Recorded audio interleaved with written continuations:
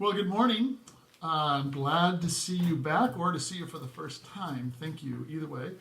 Um, this is strange. I'm feeling a little stuck. I don't have a group of people to talk to right now, so I'm not sure. How about if we just stop and pray before I mumble anymore, and we'll get started. Heavenly Father, I pray right now that you who have never been surprised by anything that's happened in the affairs of humans, you're not surprised now, you're still in control. I pray that we would surrender ourselves to you as this continues and we keep being called upon to do things in ways we haven't done them before. And you understand everything that's happening here, from whatever macro level this might be occurring on down to the literal microscopic and submicroscopic level of our bodies and the virus and everything that's going on. Just pray that you would, that we would get involved with your program here, that we would listen to what your Spirit has to say to us. And I really pray that right now that if someone's taken the time to listen to this, that you will use me to say something to them that is good for their souls to hear. Pray that you would keep me from just being dumb and human the way humans so often are.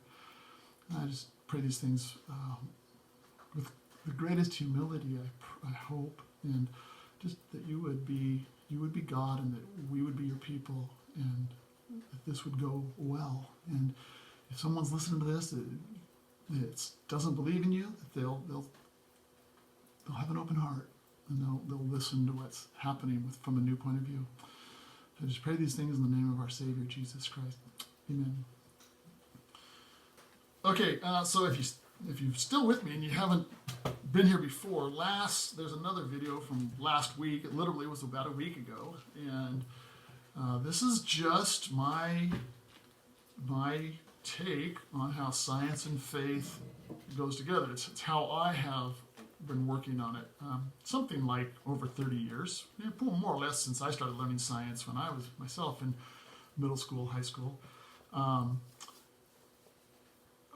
If you haven't heard it before, there was a slide last week, but taught middle school science for 26 years. There was a survey years gone by that came out that talked about the most important jobs in science, and they had surveyed scientists and doctors about who that would be, and one of the people that was on that list was science teachers, middle school and high school science teachers, and that makes a lot of sense if you think about what's going on. So let's. I'm looking at the clock, and let's move it along here. So this is a recap of what I was saying last week, and how, if I can sum that up in 6 points. How come it took 50 minutes? Well, I don't know, because I talk too much. So number one, science is a way to seek knowledge. I don't think that's a controversial statement. Number two, it is God's glory to conceal a matter, a man's glory to search out a matter, and that comes from the Proverbs. And you can agree with that or disagree with that, depending on your background. But that's... it is my belief that anything true has to be found in God in some way. If we see something that is objectively true, then it is in some way a reflection of God. Whether it's, and I appeal to math, particularly an algebraic proof, not an algebraic proof, although that would work too. An algebraic line, y equals mx plus b thing, and then a geometric proof as an example. Those are true things. I didn't even get into linear algebra and matrices and infinity. That's a whole... We could go down that road. That would be fun. I always get excited about that when I start talking about that, but let's stop for now. I accept this as a given. Man is fallen. When you give man an option, just let him to his own devices, he will default to, call it what you will, sin, mistakes, whatever. He's fallen. He just cannot keep himself on the straight and narrow. Just he can't do it. And I realize that's a major... If you're coming from an unbelief point of view, you might get real mad about that. Okay. Next, science is no threat to faith, and faith is no threat to science. Now, I'm really aware, as I say that, of fundamentalist Christians in particular who would not like that sentence very much. And I've had conversations with some of those, and before this period's over, we're probably going to come back and talk about at least one point where there's been sharp disagreement between myself and a brother. And finally, I never quite said this last bullet point the way it's stated here, and I just wanted to come back and hit it because it's a big deal. It's important to me. A scientific theory is a best current explanation for a scientific law. So theories never become laws. Theories cannot become laws. And I am quoting Norm Letterman from my time taking my master's in science education at Oregon State University. And he went on for quite a while emphasizing this. And there are many textbooks. At that time, I was using a science textbook from 1992.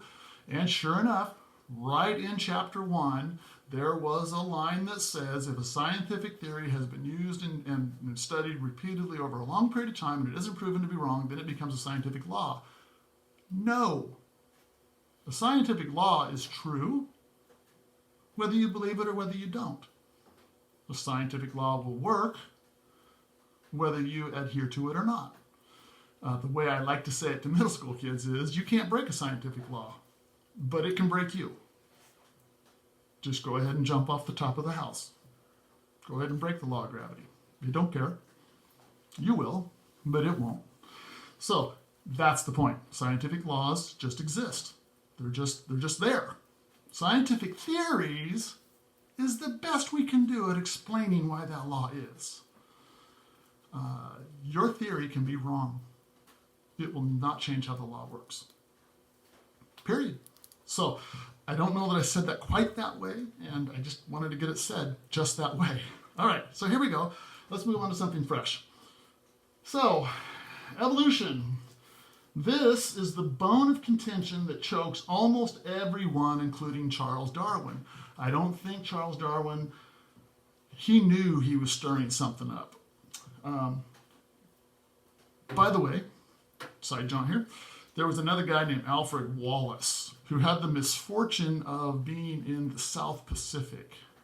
Both these guys were coming up with the same theory of evolution at about the same time. They were communicating with each other by way of letters. So think about 1850s and 1860s. Letters you didn't hit send on a keyboard. You gave it to a ship's captain and hoped that it made it across the ocean from one ship to another until it got back to England, or from England back out to the island in the South Pacific. Took a while for this process to occur. Charles Darwin had the advantage of living in England, right next to book publishers and editors. Alfred Wallace did not. It is a matter you don't hear a lot about it. You're certainly not going to hear anything about this in a science textbook for 7th graders. But, it's a question whether Darwin stole the theory from Wallace. You're mostly going to find people say, oh, no. It happened at about the same time, but they got along just fine. There's evidence that Wallace was not very happy to get back to England and find out that Darwin had published ahead of him. And there's evidence that Darwin hurried up the publishing in order to get ahead of Wallace. What's the point of that dirty laundry? I just think it kind of comes back to my point about man has fallen. Charles Darwin was a man, therefore he was fallen. Okay? Maybe he stole this theory from somebody else. Did he? I'm not ready to level that accusation. But as a thought about such a world-changing theory. Now, the fact that it, as far as we know, came out of two different brains on literally opposite sides of the globe at about the same time,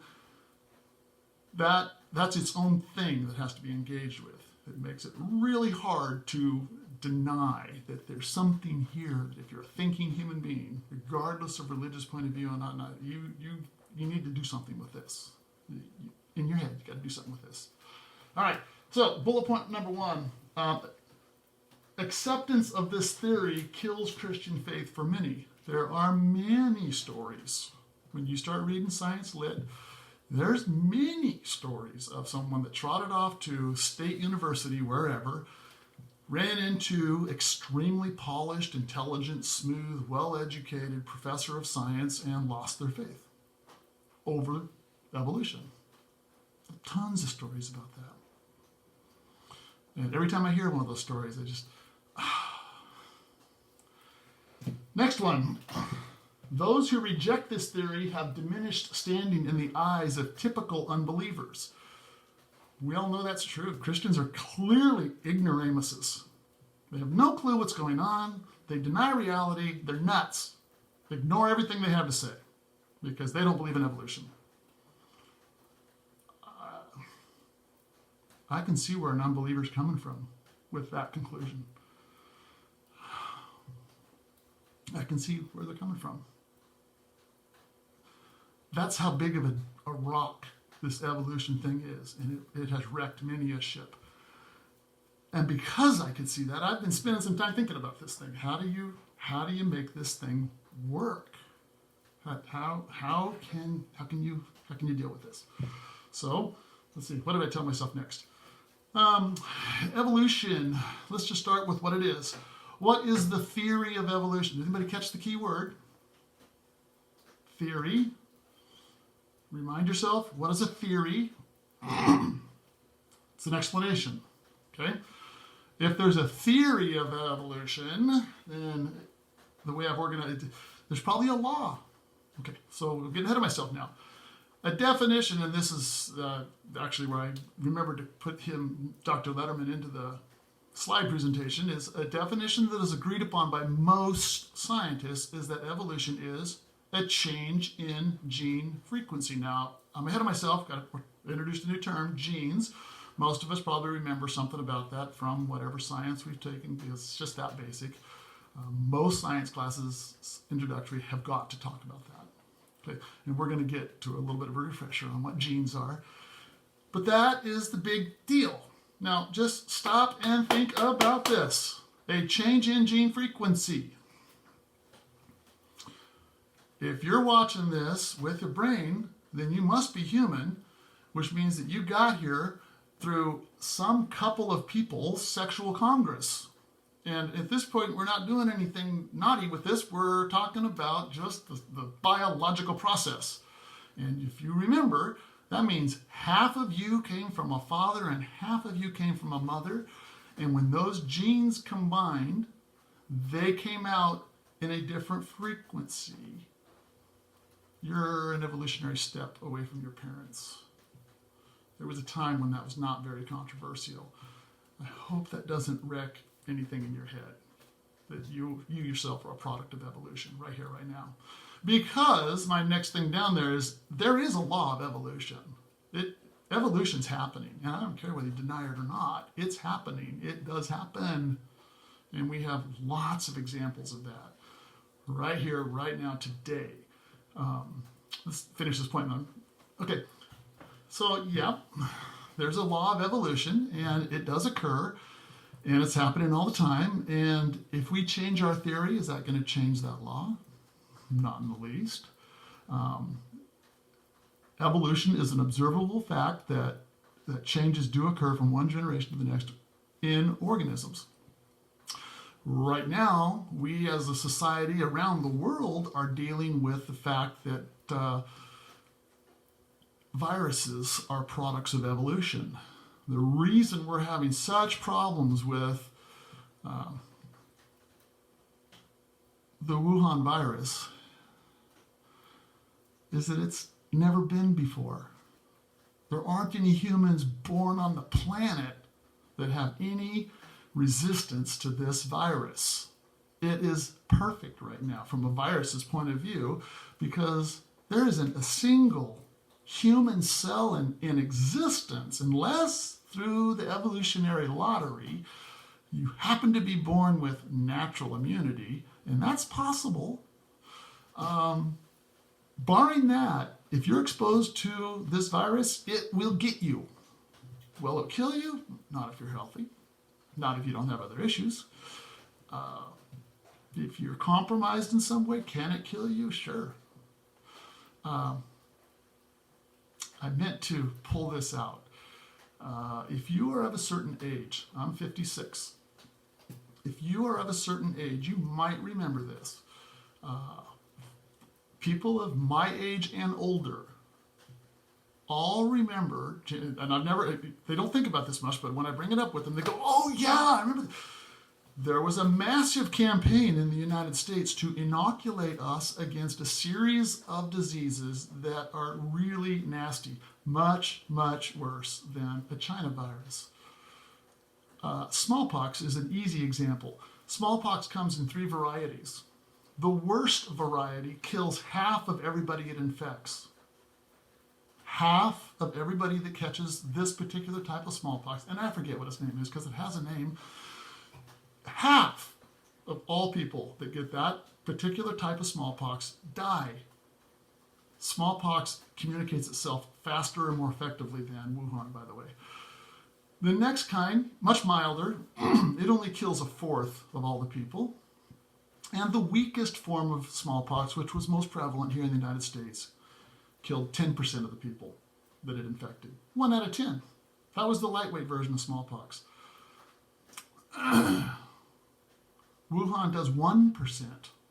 So the weakest form of smallpox was 10 times worse than what we as a society are trying to cope with right now. And my point here is, well, there's several points. One is that we as a people, we as human beings, we've dealt with this before. And we've dealt with much nastier stuff than this before. And we did it through inoculations. And there was a time when if you were a school-aged child, at least in public school, they would cancel classes for the day or at least take you out of classes. And then the whole class would march down to the gym and there would be doctors and nurses standing there. And there would be stations all across the gym. And you would line up and you would have your record sheet and you would get a shot. Every living one of you would get a shot. And here's the thing about smallpox. Now, if you're younger than my age, 56 or so, and if you can remember this, or if you think about it and go ask somebody you know who's older than that, ask to look at their shoulder and see if they have a little round dent in the skin of their arms. You can't ask anybody younger than 56 because they won't, because we quit doing this inoculation program. But if they're in their 60s or 70s, it's very likely that they're going to have a dent in their arm. And what that is showing you, it's proof positive, it's the evidence when it comes to smallpox inoculations that they have been inoculated and they have been given immunity to smallpox. But you can only ask old people that. And I don't say, if you're 60 and feel insulted by that, I'm sorry, but it's okay. I got that, I've got records of it. I don't have the dent in the arm. My best understanding of that means that I'm naturally immune to it, but I really don't want to find out. By the way, the last case in the world of smallpox was 1977 in India. That was the last nation that was still experiencing smallpox, and we eradicated it by, once that case was identified, WHO workers swooped in, inoculated people all around that person that had that infection, isolated them, put them in quarantine for a while, and they snuffed out smallpox. That's the last time anywhere in the world that we know of where anybody's had smallpox. But in case you're feeling good, just know that the United States and Russia and probably France and England, they all have samples of smallpox frozen in freezers underneath serious guards with the idea that if some crazy buddy got hold of that and released it back into the world, it would race through this. It would make what we're doing right now look like small potatoes. We wouldn't have enough capacity to bury people fast enough if smallpox got loose again. So we as a human race have dealt with this before. We're going to deal with this again. We're dealing with this now. It's easy for me to say this is lightweight. It's not. If we're ready to wreck our economy over it, it's not lightweight, but it's not the ugly that we were dealing with in the 40s, the 50s, the 60s, when this country was running out of, was managing to eliminate some serious diseases. So, okay, just for what it's worth, let's move on to something else here. So, this is just a little brief rerun. DNA, deoxyribonucleic acid. It does consist of 2 pairings. There's only 2, A, T, G, and C. And I gave myself this little cheat sheet. A stands for adenine, T stands for thymine, G stands for guanine and C stands for cytosine. And if I pronounce those incorrectly or not in the way you were taught, I apologize, and you can pronounce them any way you want. So the way it works, A has to hook up with T, or T has to hook up with A, and G and C have to hook up with each other. G cannot fit into a T, C cannot fit into an A. This is the only two ways to do this. Now, there's more to DNA than that. You get down to the individual pairings. There's a sugar base, and there's pieces to this. And we now, compared to when I was a kid in school, we now make these children break this down much further. It's unnecessary for the purpose of this discussion at this time. So hopefully that kind of reminds you. And inside a cell, the DNA strands are twisted and packed together. And the only time they come untwisted and stretched out is when you're going through reproduction. So they're all, by the way,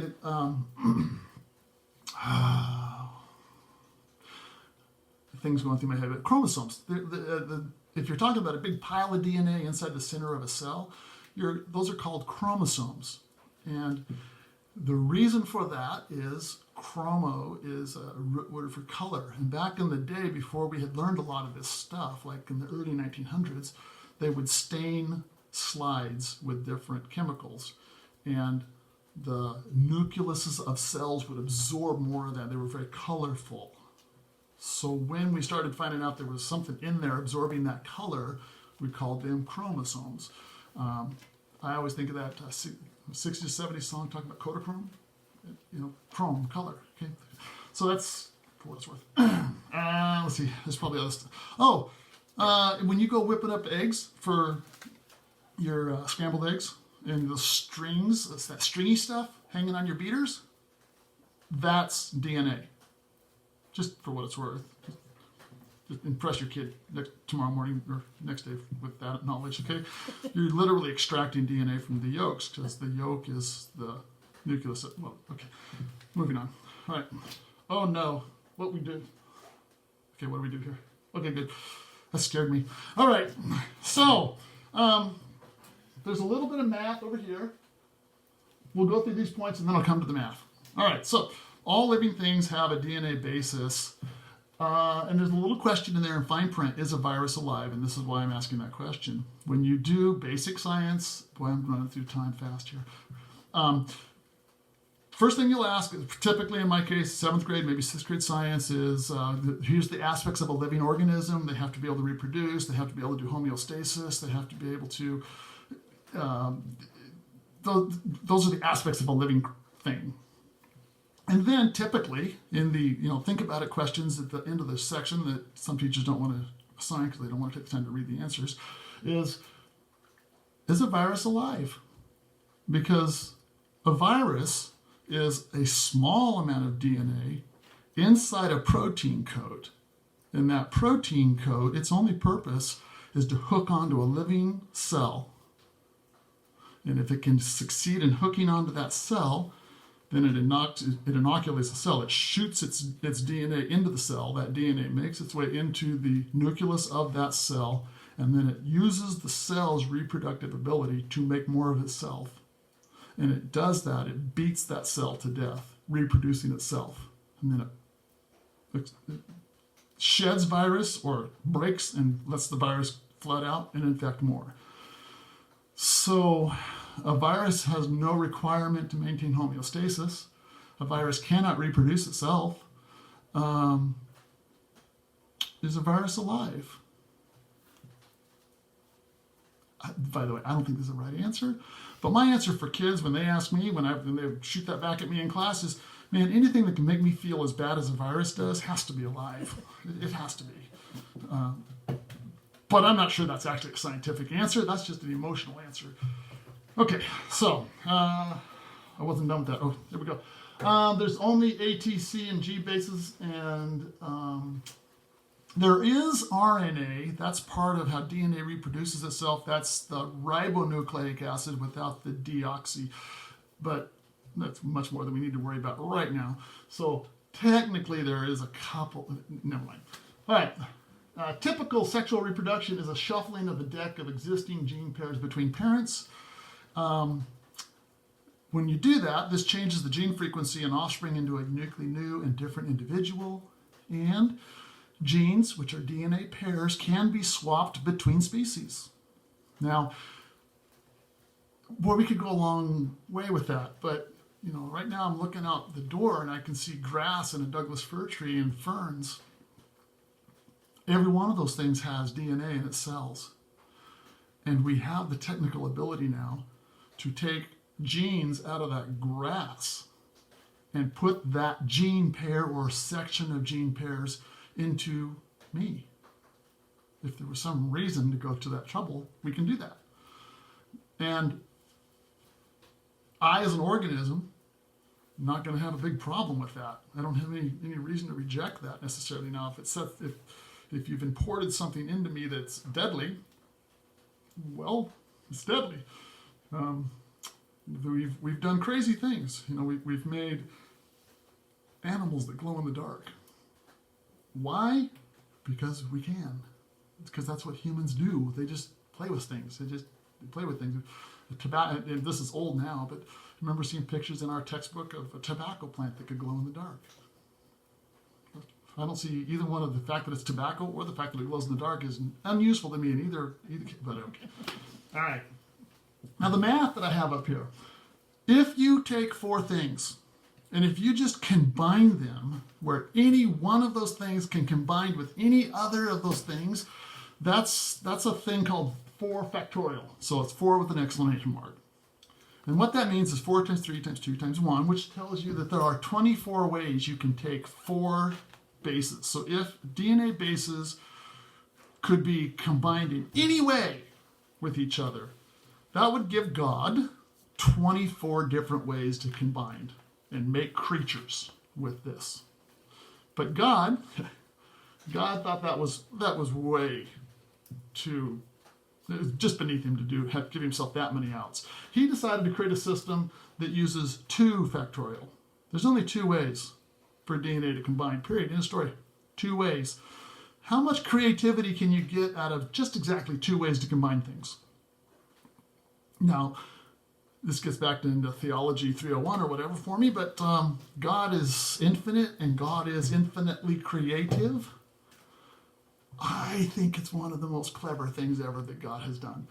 He has taken exactly 2 ways and he's created, at least on this planet, a system that allows for everything that we see living. And he's created with that. Gave himself exactly 2 combinations and has created everything that's alive on this planet with 2 combinations. I get excited about that. That's cool.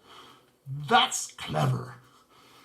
Now, the way he does that is the way you stack those genes on top of each other is the trick. It's not necessarily the combinations. It's how they're stacked up and how much of it is stacked up. Okay? That's where all this creativity comes from. So what else do we have here? Evolution, is it good or bad? Well, we humans have learned to manipulate DNA using CRISPR. I will say right now, thank God Hitler had no idea how to do this.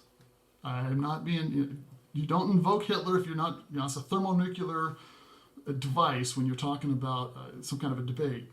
I thank God that science hadn't moved that far forward in time for Nazi Germany to manipulate it. All of this has gradually been discovered by obeying scientific law and seeking out how it works. Another one of those things, Watson and Crick. Watson and Crick get the credit. This is another one of those dirty little things within science. There was a woman, last name of Roosevelt, to my knowledge, no relationship to the president. She was taking pictures of what turned out to be chromosomes. Unlike the debate about whether Darwin and Wallace, whether Darwin stole his stuff from Wallace, there's a lot more evidence that Watson and Crick, men, stole Roosevelt's discoveries. She is probably the discoverer of DNA. She just wasn't a man in the 50s. A lot more evidence of those shenanigans going on within science and scientific world. Anyway, so we, somehow or another, hook or crook, we got this figured out. And we humans are now in position to do more good or more evil to each other than has ever been possible before. We could do some great things with this. We could do some nasty things to each other with this. And that is an ongoing right now debate by ethicists and people who are trying to figure out what the moral thing is. What scares me is simultaneously the things that have brought us to this point, the moral and ethical understandings that have been in our culture for hundreds, if not thousands of years, and have brought us to this place, are in the midst of being abandoned right now. That's okay. So over underneath the evolution, good or bad, I am pointing out that evolution is endlessly creating new, and I'm looking at Revelations chapter 21, 1 to 5. Now, I'll tell you, I don't go into the book of Revelations much, and I don't go into it lightly. It sounds like an acid trip to me. Seriously. I don't know what to make of a lot of it. I really don't know what to make of a lot of it. And I have grown up in a church where many a preacher came and said, this is the way it is. And if we were following Old Testament law, every one of them would have had their heads crushed with stones because they were all wrong. Every one of them was wrong with, this is the way it is. I'm very aware of the fact that God's timeline isn't ours. Don't know how this is going to work out yet. Don't know how this is going to end. But I do know that God is endlessly creating new, and God's constant bent is toward new and improved. God wants things to be better. He wants things to be better for you, and he wants them to be better for you now. And he cares so much about that. Advertisement, I'll tell you right now, he cared so much about that he sent his son instead of us. We can die for our sins because we should. And it's useless. We die and we're dead and we're gone. Jesus was the only one that could come and die, pay the price, and come back, new and improved. The first amongst many, and that's us, if you believe on his name. All right, evolution, that's the last note on this stream. Evolution, as currently occurring on Earth, has frequent mutations. This is true. There's any human being has a load of mutations in their DNA right now. So does your dog, so does your cat, so do the plants out there in my yard. If you have DNA, you have mutations in there. All right, now the question is, where does all the bad stuff come from? Well, these are kind of pairs. On the good side, God did not intend death. On the bad side, Adam chose it. In my opinion, Eve has nothing to do with this conversation. Adam was a bonehead. He was a bonehead from the get-go. By the way, he was God's very first creation. He was wonderful. He was wonderful. And he crashed his cart as fast as he could find a bin to crash it on. Okay. Next, genetic replication, even in a fallen world, is highly accurate. The rate of mistakes made in cells when they reproduce is exceedingly low. That's scientifically true. Not really a pair to this, but it's the next one onto the bad column. Adam did not comprehend how death would work. He didn't have a clue. Now, if you're doubting what I mean by that, just stop and think about children. All of us know children. Especially in my experience with middle school kids, you tell them something, yeah, I know, and then you watch what they do, and you watch them ignore what you just told them, and then what happens is what you told them was going to happen, and what comes out of their mouth? I didn't know! Correct. You didn't. Because you're in 7th grade. You don't get it. I told you, now you know. So this is what's going to happen next. Okay, never mind. I've got to get out of that scenario. It irritates me. All right. Another good thing, God's plan for genetic replication is perfect. So the way God designed cells to reproduce, it's perfect. But human folly has marred the results. That's that whole thing about Adam is fallen. We are the sons of Adam. We are fallen. There are huge spiritual implications for that. There's emotional implications for that. And there's flat out physical implications for that. And we've been inheriting that ever since that first go around. And on the bad, genetic mutations are nearly always bad. And this is from the human point of view. Most result in miscarriage in spinal cord-based creatures. If you inherit the wrong mutation in the wrong place, you're done. You're done.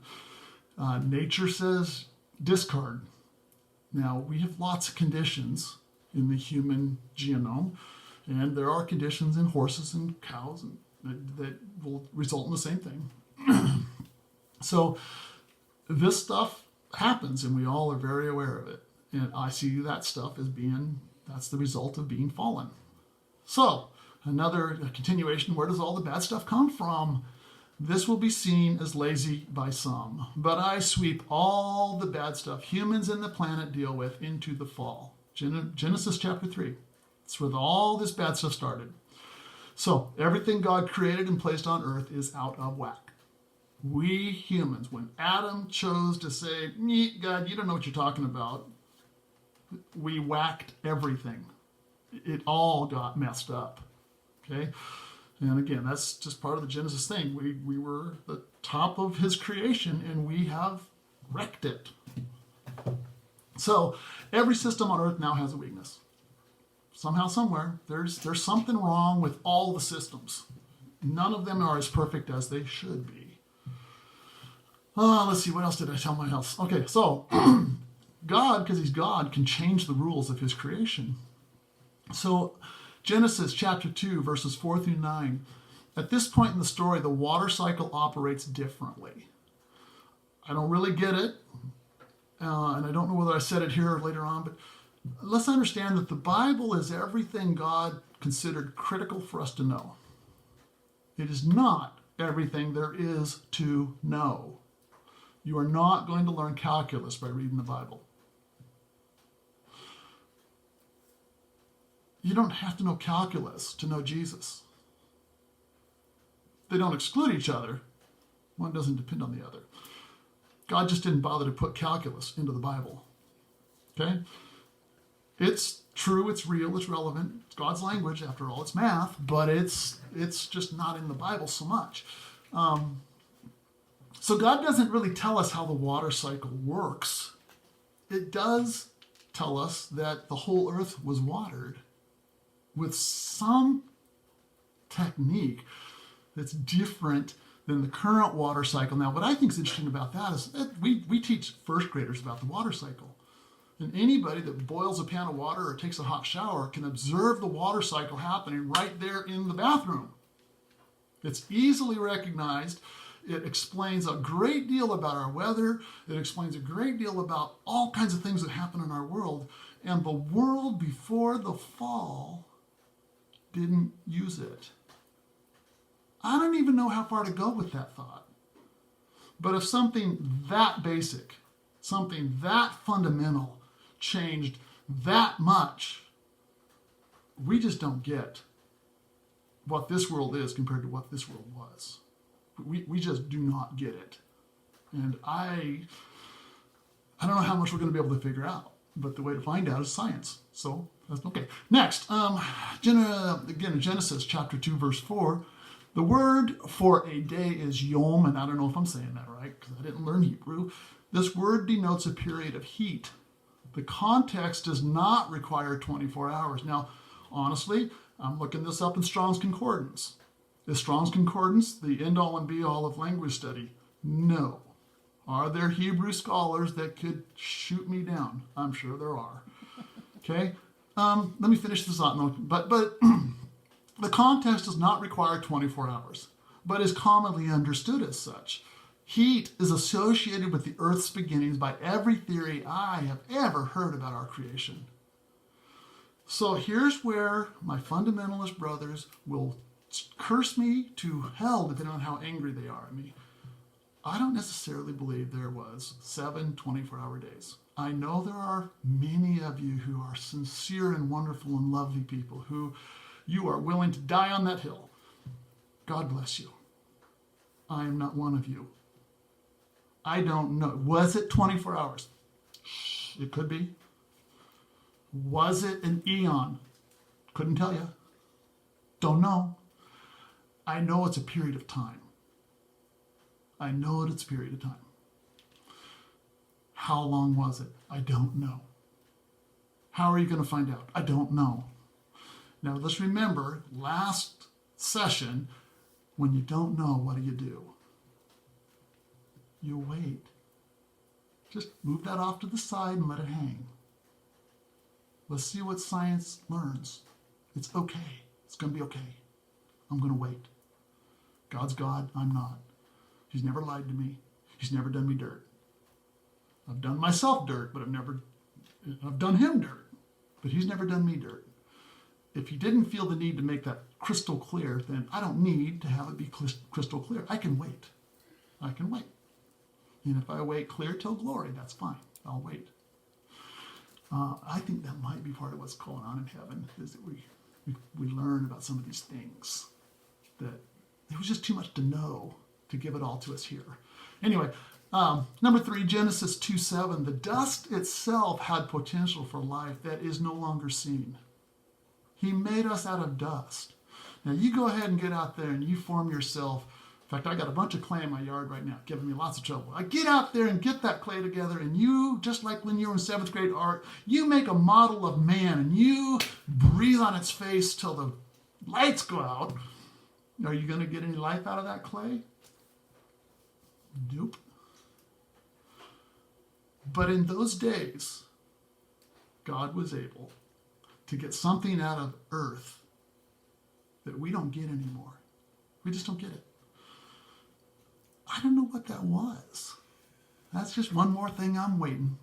I'm just waiting. Now, speaking of time, I'm looking at my clock over there and saying that, boy, I've used a lot of time again. And to be honest, I've kind of lost where I'm at in this cycle here. So let's see. This could be a fun place to stop. As I was telling Pastor Tim before we got started today, this is getting to the place where, okay, I've kind of laid out all my rules. I've laid out my stuff about how I think and why I think it. Now's the time for specifics to start coming up. And here's a specific, and this is just for fun. What about Adam and Eve? Well, I believe Adam and Eve were brown-skinned. Why? Well, all the necessary alleles are more than one gene pair stacked up. All the necessary alleles, which are gene combinations for the variety of human skin color, are present in brown-skinned people. So, and by the way, this is another one of those things about evolution. We humans, we've been evolving animals forever. Where do you think Black Angus came from? We evolved them. Where do you think Herefords came from, or Charolais, or Jerseys, or Guernseys? We evolved all of those cows. That's a whole nother, that'd be fun to talk about, but we can't go there right now. So, in human beings, if you want to breed the widest skinned human possible, the genes necessary for that are present in brown-skinned parents. Now, you're not going to get that in one generation, but you can breed and you can breed and you can breed. Same for the darkest black-skinned human ever seen. Those genes are all present in brown-skinned people. By the way, Jesus was brown-skinned. I don't think that's a biological accident. Next, I believe Adam and Eve's genetic material was without any defects. When they were started, there was not one mutation anywhere in their genetic system. Not one. Not one. Okay. So as a consequence, this couple lived a long time. in a sense, there's no reason for a human to die. There is no reason. Now, we do know normal cells now have a self-destruct mechanism built into them, and cancer is when that quits working. So, okay, but I don't think that was God's original plan in the least. All that stuff is our good buddy Adam. He helped us out in such a grand way. And finally, as a further consequence, people before the flood lived a long time. I don't think the Bible's lying about the length of life in those days. It's not lying at all. I'm pretty sure that we can't just add up the years and the generations the way our friend Usher did and come up with a 6,000-year timeline. I'm very skeptical of that. And again, I've got dear brothers and sisters who would just want to wring my neck for denying that that's the timeline. I know where they come from. That's fine. I'm not trying to attack the veracity of the Bible. I just think that there's more going on there than we are necessarily told in Genesis. So there's this thing called genetic drift, and there just hadn't been enough time for the defects that modern humans have accumulated. Now, I have more slides. I don't know. You guys got to tell me. Give some feedback to Tim or to me or whatever. You got to tell me, do you want to hear more? And at this point, we can't be in the same room together. So phone calls and probably more at your keyboard in front of you. Please tell me more. Now, I'll give you a clue where I'm headed, and then I'm going to get done because I know I'm pushing time again. So I'm just going to click through these slides very quickly to remind myself of where I was going to go if I didn't talk too much. So here we go. We're going to talk about the fossils a little bit. Not a lot. So what about fossils? We're going to talk a little bit about what current evolutionary theory requires for it to even work. And then that kind of leads me to a fork in the road about time, because that's one of the big deals, time and species. And then talk about the Big Bang, talk about how time is divided, talk about species, and then that conclusion is kind of a generic conclusion, thinking that someday I'm going to quit talking about all this stuff. So, okay, I'll go back. Where did I stop? Okay, so that's actually a pretty good place for me to stop this. I'm looking at the clock. If anything, I've talked longer this time than last. I'm sorry. If you're still with me, thank you very much. Please, please, please, please do send some feedback so I know where to go from here. Probably have enough for another session without doing anything new. But anyway, so there we go. Let's pray and let's let the next thing happen. Heavenly Father, I pray that you use this imperfect man to speak truth to hearts that are desperately looking for it.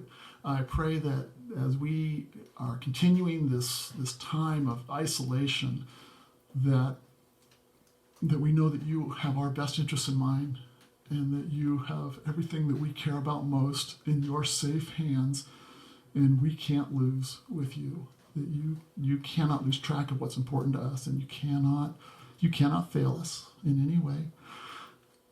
I just pray that as we have this next week, that we have the right encounters, that we do the right things to do what's right for our fellow man and do what's right with you as well.